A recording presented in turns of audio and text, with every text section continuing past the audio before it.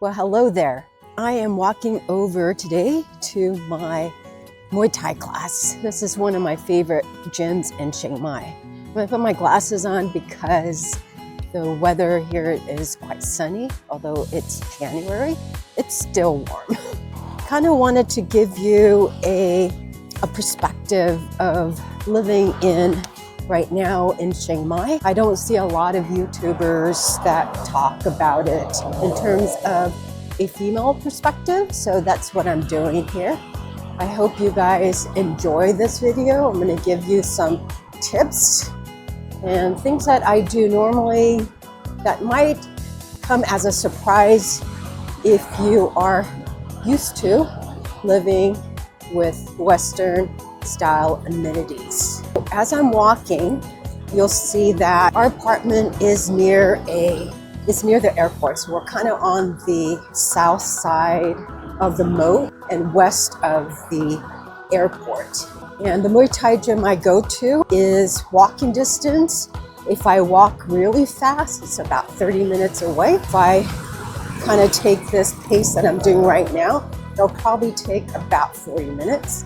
I do sometimes do the Bolt or Grab. These are applications that's on the phone that you could, it's similar to Uber in the United States or other countries. Because it's a short distance, a motor scooter ride, 10 minutes or so based on traffic.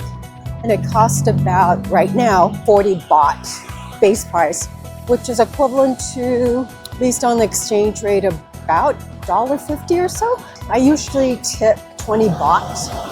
I know some of you guys watching this would say, well, that's too much. But if you think about it, that's still under $2 for transportation.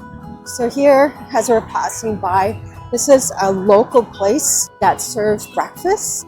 And they do have Vietnamese coffee, which is a bit unusual. But they're cooking some porridge with some protein. You could have egg. And this, I would say, would be one of your typical breakfast here in Thailand.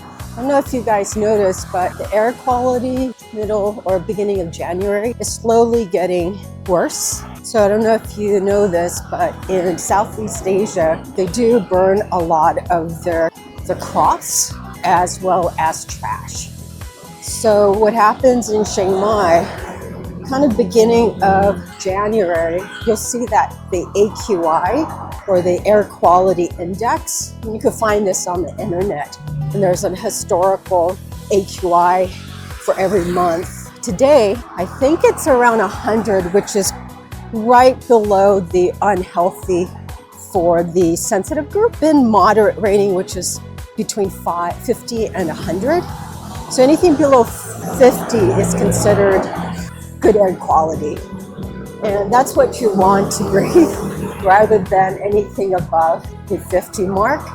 But you know, it is what it is, and this is what's to be expected if you are traveling to other countries. It just sometimes they do things differently, and the consequence is that you might not be breathing optimal clean air. And that's just how it is. Now come February, the air quality even gets worse. So we're hitting above 100 in most days. We do get rain, which I haven't seen this time of the year, particularly February and March. You might get a good day or two of breathable air, AQI under 50.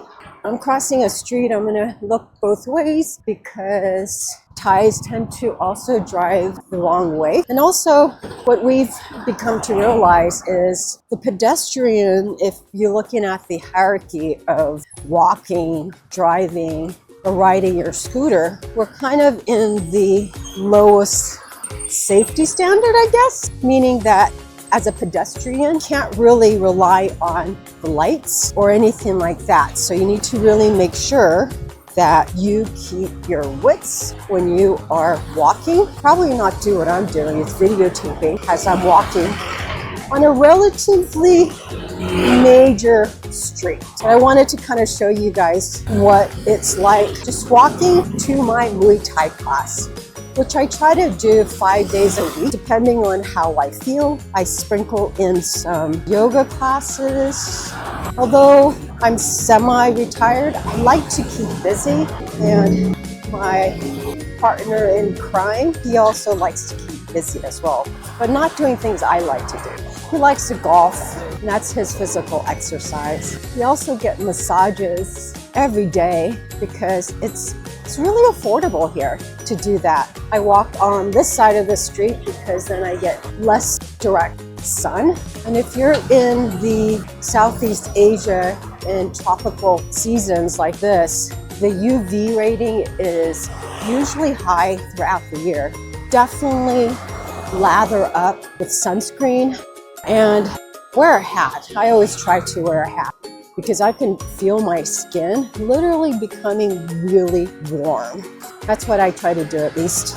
But you can see right now, I'm really dark, but I'm dark anyway, but I'm darker now. And a lot of times people mistaken me for being Thai, and that's because of my skin color, I suspect, because most people here are in the darker range. But like a lot of Asian countries, including Thailand, they value the lighter skin, which is really hard to do with the sun throughout the year. So you might be wondering, why do some people or some countries value lighter skin? And this stems from way back. Typically, the poorer you worked the land, which meant you were a farmer. You were economically the lower economic status. So they attribute that in terms of whether you are up in the higher society ladder, if you are whiter skin. I have to tell you that for me, growing up in the Western cultures, I don't, that's not really reality-based nowadays, right? And rarely do people in Thailand, compared to Vietnam, honk their horns, only when they have to.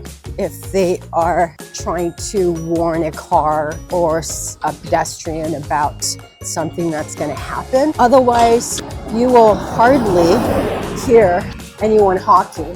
In fact, when my husband and I hear a honking horn, we kind of think it's a non-Thai person doing that because in their culture, things that we would normally get outraged doesn't really affect them. And I don't know if that's because 80% of the people who are in Thailand practice Buddhism. I mean, there are so many temples in Thailand, and in the city itself, around the moat, there's probably 6 temples, I would think. I haven't really counted it all, but there is a lot. And you're talking about, and I say around the moat, literally around the moat, and it's about, let's say, 3-mile radius. You could, if you're in the moat, you could get to places on the other end of the moat in about, I'd say 20 minutes or so. If I were to recommend, if you're visiting Chiang Mai the first time, is to stay around the moat. I'd recommend not staying in Niman area because that is very touristy, and that reflects the price of being that touristy. But people continue to visit Niman, and if you like that aspect where most of the time you can walk around, there's a mall called Maya. And if you haven't noticed, this person who's working on the wires, I think they're most likely phone wires rather than electrical. It's not uncommon for them to use ladders made of bamboo. When I first saw that, I was so shocked because I was thinking to myself, it's probably not a good standard or safe way, but heck, everyone I've seen, as far as city workers, they're using these bamboo ladders. And heck, why not? If it's safe, you're using a natural material that I suspect grows everywhere in Thailand, bamboos. You guys got a glimpse of kind of the street that I usually take when I'm heading over to my Muay Thai class. Typically when I'm walking, when I'm outside, I'm kind of in a high alert because you never know what would happen, right? I've heard so many horror stories about motor scooters and people riding them getting into an accident. I look both ways. You can see this car kind of rounding into me. That's typical. So cross the street at your own risk. All right, looks like there's a little bit of a break. We're coming onto this gate opening, I'd say the south end.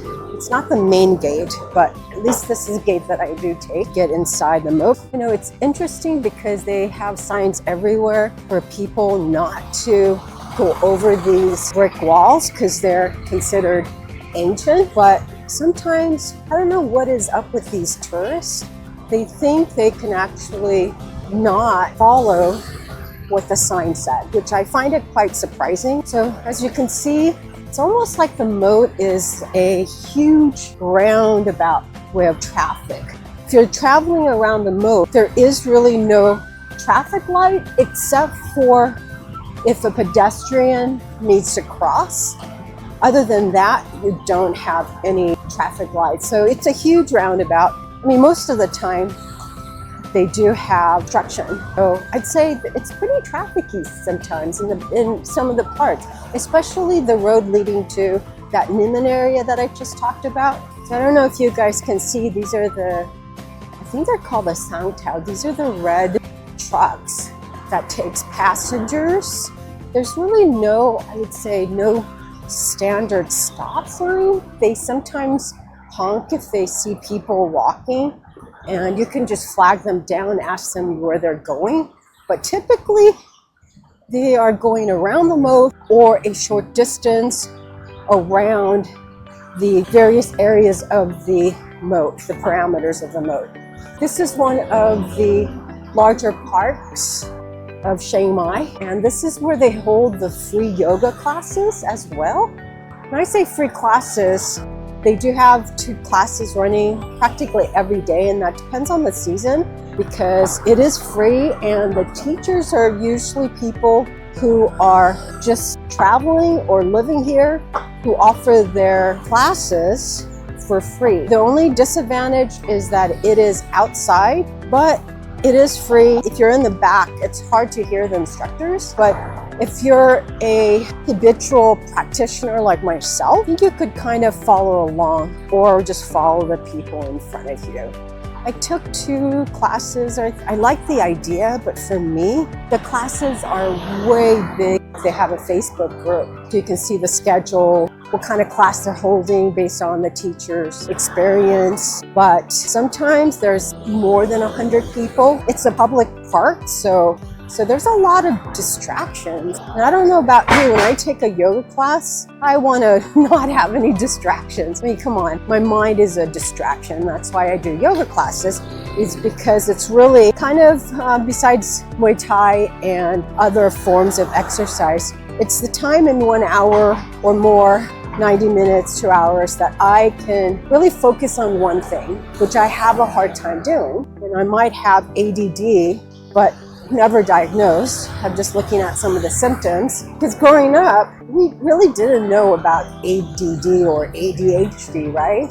But there are some things that I do notice about myself that probably borders on the ADD, but I'm one of those people that kind of military plane. Noticed that yesterday, and I asked my favorite barista what that might be. I think either today or yesterday was National Children's Day, and he thinks that they may be preparing for something. I don't know. Yeah, we heard it a lot more yesterday as we were driving. Again, this park kind of extends. It's a pretty big park, and that's where they have the flower festival, and they're going to start closing this park to get ready for that. So when they have the flower festival in mid-January, I will go ahead and do another video so you guys can see. I was there last year and it was beautiful. It was kind of surprising that they could kind of do that almost overnight. We're in Thai, and Thai people could do a lot of things quickly. Even building some of these condos that are coming up every year, right? Because there are a lot of foreign buyers One thing I did notice about Thailand, or at least in Chiang Mai and pretty much places that we visited, like to be careful because there are tons of obstacles and things that could hurt your toes. Believe me that I've stuck my toes multiple times when I first came here. I got really frustrated, so I usually don't wear open-toe shoes in Thailand because open-toe shoes because of the unevenness of the sidewalks. And one thing I really like about Chiang Mai is that it is the second largest city besides Bangkok, but it feels homey. It has a town feel to it because, I mean, I recognize my baristas. I frequent some of the restaurants I like. All right, this is what happened yesterday when they were flying, and you can hear that. Nobody's fazed by it. And this is one thing I really love about this culture. Things really don't faze them. And if it did faze them or makes them uncomfortable, they don't really say it to your face because their culture is that they want to save face. A lot of times you can see Thai people, they don't want to argue, you know, which is, I think, really good part about culture, right? Now, do they stand up for themselves? Yeah, they do.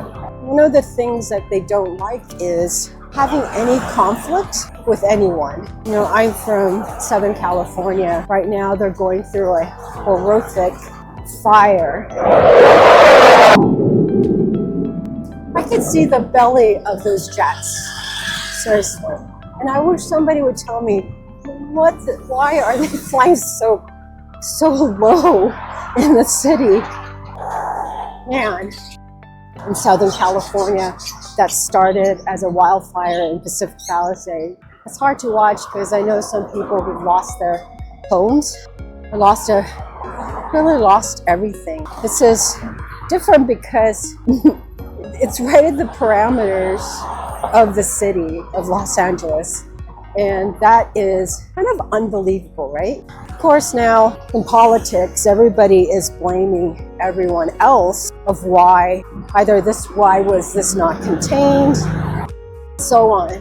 Unnerving for me because with politics, it's more about putting blame rather than about, well, okay, what is that situation and how can we resolve it differently later or in the future? That's what I think, in my opinion. Until next time, friends, stay healthy and see you soon.